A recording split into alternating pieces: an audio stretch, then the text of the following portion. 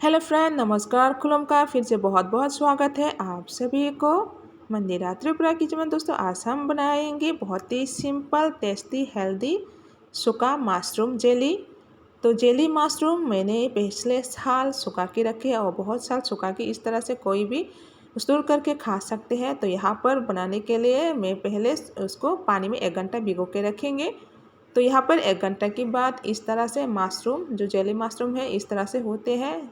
तो अपना अपना लैंग्वेज से आप लोग उसको क्या बोलते हैं नीचे कमेंट में ज़रूर लिखना मत भूलिएगा दोस्तों। तो अभी बनाते हैं, स्टार्ट करते हैं जेली मशरूम। तो बहुत ही सिंपल है और टेस्टी भी इतना और हेल्दी भी इतना है दोस्तों। तो यहाँ पर सरसों का तेल डाल देंगे। और दोस्तों आज जो मैं बना रही हूँ जेली मशरूम जो है, मैं बिल्कुल यहाँ पर मसाला नहीं डालेंगी और ऑयल भी थोड़ा सा कम ही डाले हैं। आप लोग चाहे तो कोई भी यहाँ पर तेल यूज़ कर सकते हैं। ज़्यादातर जो ऑयल है सरसों का वही वाला थोड़ा सा तेज आते हैं। तो यहाँ पर 4 हरा मिर्ची चीरा लगा कर दिया और 2 प्याज मैंने काट के दिए हैं और हल्का सा फ्राई करेंगे, ज़्यादा फ्राई नहीं करेंगे, हल्का सा ही कच्चा जो प्याज का कच्चापन दूर हो जाए बस इतना ही फ्राई करना है। और इसके बाद मैं यहाँ पर फर्मेंटेड फिश डाल देंगे। अच्छी तरह से मैंने धो लिया है और जिसको नहीं पसंद है तो स्किप कर सकते हैं। और फर्मेंटेड फिश खाने से बहुत फ़ायदे मिलते हैं दोस्तों। तो आप लोग भी ट्राई करके देखिए। यहाँ पर स्वाद अनुसार नमक डाल दिया है और इसके बाद हल्दी पाउडर डालेंगे, बस इतना ही देंगे और मसाला बिल्कुल भी नहीं डालेंगे दोस्तों।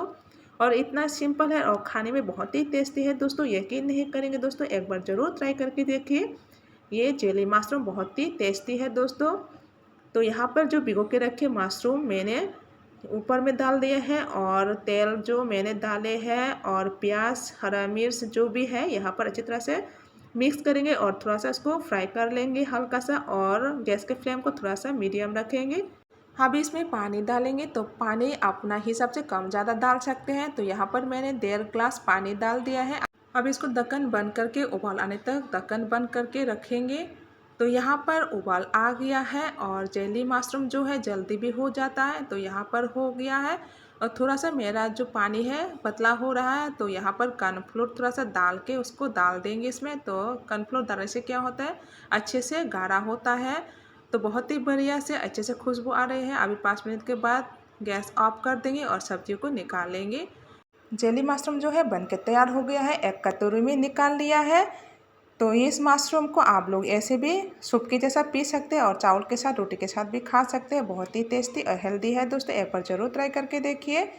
और आज का जो रेसिपी आप लोगों को कैसा लगा प्लीज़ नीचे कमेंट बॉक्स में कमेंट करना मत भूलिए। और अच्छे लगते हैं तो लाइक शेयर जरूर कीजिए दोस्तों, अपना दोस्तों के साथ शेयर कीजिए। और फिर न्यू रेसिपी के साथ फिर मिलेंगे, तब तक के लिए बाय बाय।